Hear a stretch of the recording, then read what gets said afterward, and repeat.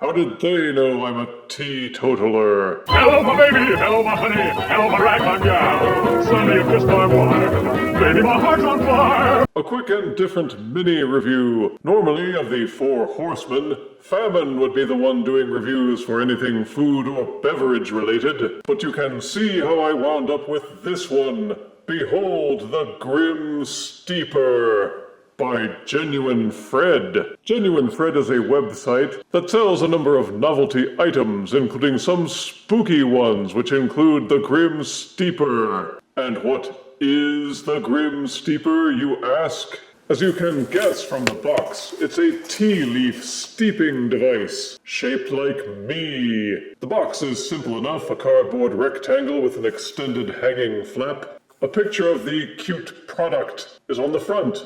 Directions on how to use it are on each of the side panels, and more photographs on the back, along with a deal of legalese and company self-promotion. It says it was designed in Rhode Island by people. Well, that's good to know, I guess. Anywho, let's get the Grim Steeper out and read his tea leaves. The Grim Steeper is simple enough when unboxed, just over 3.5 inches and weighing 1.4 ounces. I assumed it would be ceramic, but it appears to be made out of heat-resistant rubber, not unlike those silicone oven mitts. It's flexible, squeezable, though I wouldn't crumple it if you want it to stay in good condition. The scythe is a harder plastic, and it can be rotated according to your display preference. Or even removed, but why would you want to? It's the Reaper after all. They didn't put in any fine detailing and there are no sharp edges anywhere, giving it a kind of blurry appearance. The face and hands are white. Everything else is black. No need to complicate things any further. There's an array of holes in the front of the robe, and more holes poked into the back, for obvious steeping purposes. Operation is dirt simple. There's a plug in the base. Just give the steeper a bit of a squeeze, pull out the plug, and then you dump your tea leaves of choice into the Grim Steeper's body. Replace the plug, and it's ready to go.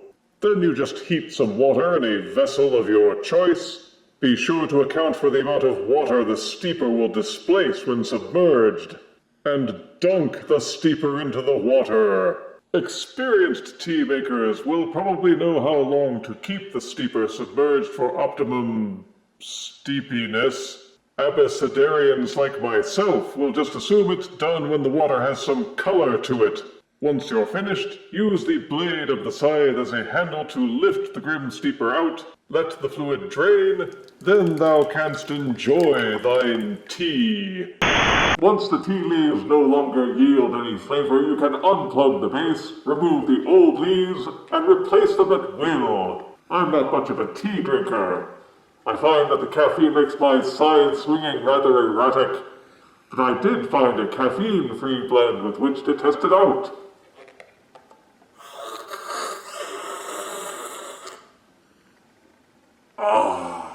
Now that's Reaperific.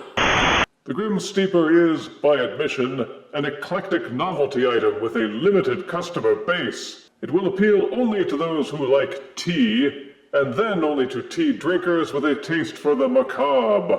And if you are one of those people, then hop online to genuinefred.com and order a Grim Steeper of your very own. I can't promise that I'll always be using this for its intended purpose, but I will be adding it to my skeleton crew as a display piece for sheer cuteness alone.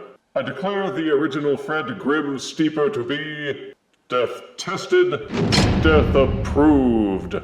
Is there a Reaper-themed coffee grinder? If you refuse me, honey, you lose me. Then you'll be left alone, oh baby. Tell them all, and tell me I'm your own.